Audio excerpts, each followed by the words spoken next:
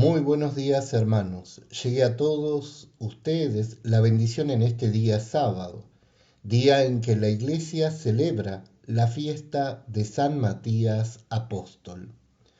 Nos ponemos en presencia de Dios en el nombre del Padre, del Hijo y del Espíritu Santo. Amén. Queridos hermanos, antes de comenzar, pidamos perdón por nuestras faltas. Señor, ten piedad. Cristo, ten piedad. Señor, ten piedad. Dios Padre Todopoderoso, tenga misericordia de nosotros, perdone nuestros pecados y nos lleve un día a la vida eterna. Amén. Por razones pastorales y en función de que hoy es la fiesta de San Matías, haremos la lectura de Hechos de los Apóstoles, capítulo 1, del 15 al 26, lectura del día de hoy. En aquellos días Pedro se puso en pie en medio de los hermanos y dijo: Hermanos, tenía que cumplirse lo que el Espíritu Santo por boca de David había predicho en la Escritura acerca de Judas, que hizo de guía a los que arrestaron a Jesús. Era uno de nuestro grupo y compartía el mismo servicio. En el libro de los Salmos está escrito: que su morada quede desierta y que nadie habite en ella, y también que su cargo lo ocupe otro. Hace falta, por tanto, que uno se asocie a nosotros como testigo de la resurrección de Jesús, uno de los que nos acompañaron mientras convivió con nosotros el Señor Jesús, desde que Juan bautizaba hasta el día de su ascensión.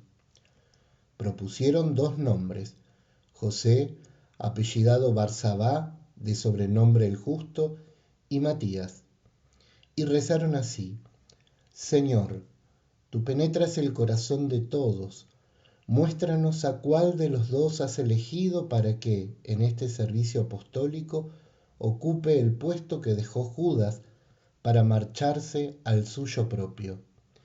Echaron suertes, le tocó a Matías y lo asociaron a los 11 apóstoles. Palabra de Dios. Te alabamos, Señor. La Iglesia celebra en este día la fiesta de San Matías Apóstol. Al celebrar esta fiesta, tenemos que pensar en un tema que es fundamental para la vida de la Iglesia, y es lo que se refiere a la sucesión apostólica.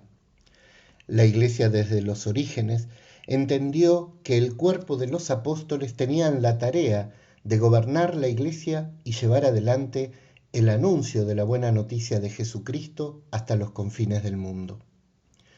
Una vez que Judas murió, el cuerpo apostólico, en oración, junto al Espíritu Santo, deciden que Matías ocupe el lugar que había dejado vacante Judas, uno del cuerpo apostólico que había abandonado el mismo. Ya sabemos la historia de Judas, que es quien lo va a entregar. Por lo tanto, el mismo cuerpo de los apóstoles entiende que otro debe ocupar su lugar, para que la Iglesia continúe en su misión evangelizadora en el mundo. Es así como es elegido Matías. Ya en los tiempos apostólicos, además del cuerpo de los 12, sabemos que existen otros que se denominan apóstoles. Uno de ellos es San Pablo, que camino a Damasco se convierte por la aparición, por la voz de Jesús que lo llama y lo invita a convertirse en el apóstol de los gentiles. Según datos bíblicos, se tiene evidencia de que también Apolo era considerado un apóstol. Y otros especialistas bíblicos afirman si Timoteo, Bernabé, Tito eran parte del grupo de los apóstoles que tenían la tarea de anunciar el Evangelio hasta los confines del mundo. Esto es lo que sabemos en relación a esta sucesión apostólica. Ya en los tiempos de los apóstoles, el cuerpo de este grupo se había extendido a algunos más. Por una cuestión técnica, y para darle ese nombre preeminente a ellos, la Iglesia entendió que se designa con la palabra apóstol a este cuerpo de los 12 más San Pablo, que integra el cuerpo de los 12 por elección de Jesucristo.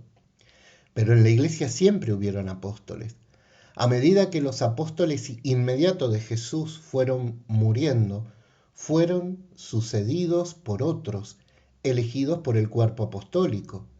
El mismo cuerpo apostólico fue convocando a otros hombres para que llevaran adelante la tarea de gobierno y evangelización, anunciando el reino. De esta manera, a los nuevos integrantes de este cuerpo se los llamó episcopos, en nuestro castellano obispos. Los obispos son los sucesores de los apóstoles, son los apóstoles de cada una de las épocas a lo largo de la historia. Ellos tienen la tarea del gobierno y la tarea del anuncio y la evangelización.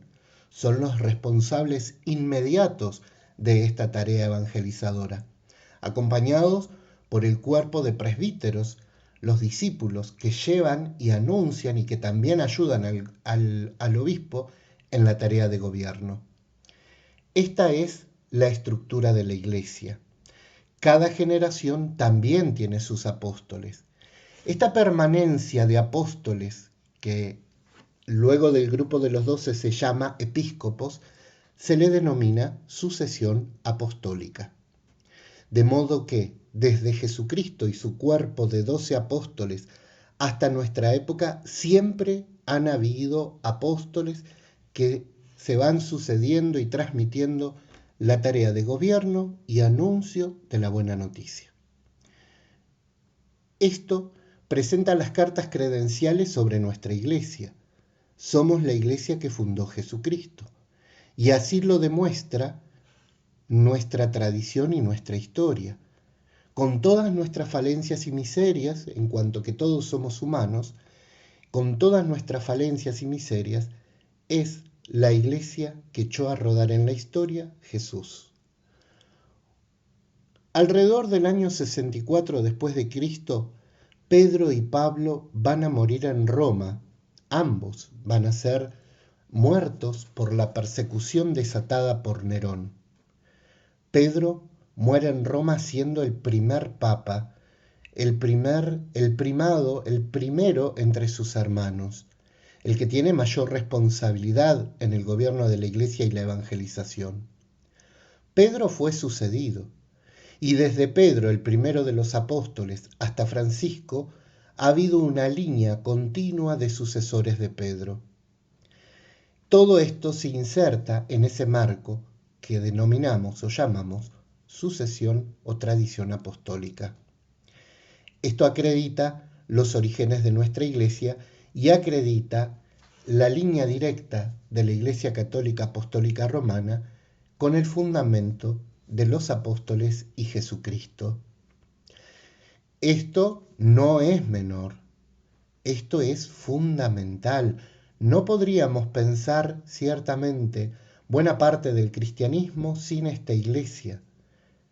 Todo lo demás viene como desprendimientos o sucesiones que tienen que ver, más que sucesiones, con desprendimientos que se provocan por cuestiones humanas a lo largo de la historia. Pero el cristianismo en su raíz frontal brota de esta tradición apostólica. Esto lo debemos conocer todos los que pertenecemos a la Iglesia Católica y sentirnos movidos y alegres por poder presentar cartas credenciales sobre el origen de nuestra Iglesia. Ya dije que Pedro muere en torno al año 64 después de Cristo, muere en Roma, en la comunidad cristiana de Roma, en esa gran persecución, y es sucedido inmediatamente. Por eso nuestra Iglesia es católica apostólica romana, porque la primera sede de gobierno de Pedro queda en Roma, de manera que ese lugar, esa tradición, tiene que ver con este acontecimiento y con esta sucesión apostólica. Queridos hermanos, hoy celebramos esta fiesta de la Iglesia, que es la elección de San Matías Apóstol, cuya tarea será la de gobierno y anuncio de la buena noticia hasta los confines del mundo. Que nosotros podamos llevar con alegría y con gozo el ser parte de esta iglesia, que vuelvo a repetir, con toda su miseria, es la iglesia que Jesús dejó como signo de salvación. Llegue a todos ustedes la bendición en este día, de este Dios que nos ama, de este Dios que nos invita a vivir en esa eclesia, en esa convocación de un pueblo que alaba a su Dios. Llegue a todos ustedes la bendición de Dios que es Padre, Hijo y Espíritu Santo. Amén.